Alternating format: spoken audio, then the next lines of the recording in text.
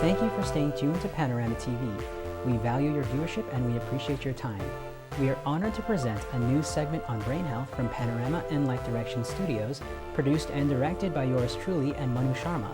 Presentations are made by doctors and associates of Sunnybrook Hospital and the University of Toronto Scarborough.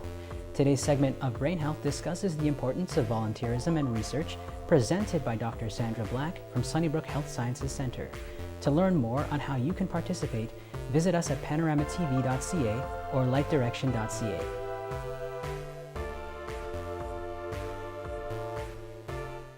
Every individual who is willing to try to help, because there's something called, research, which means you are trying to find out and understand about a condition.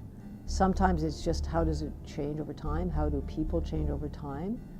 So, for example, some of the statistics we talked about in the frequency of having white matter disease, that's based on older people who agreed to be studied.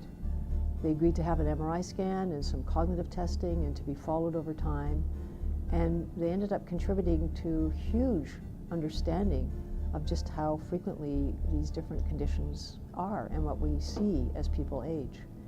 That's a form of research volunteerism. And it continues to be important because we have new techniques now, better ways of understanding what's going on in the brain in ways that we didn't even imagine. We can see some of the proteins that deposit in Alzheimer's disease. It's called amyloid and tau. These are key abnormal deposits we see in the brain of people with Alzheimer's disease at postmortem, at autopsy. And we know that this is what is destroying the brain's function gradually over many, many years.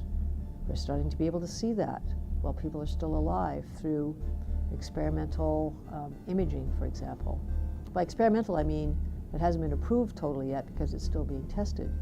But it's just that the person has a scan, and in some instances there's an injection because it uses radio tracers to help see the uptake of the tracer in the brain if it attaches to amyloid.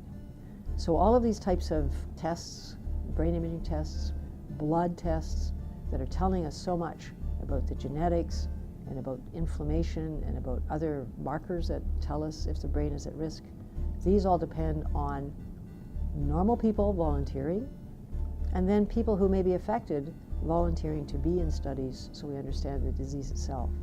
I can't emphasize enough how important that is to the future of understanding these conditions.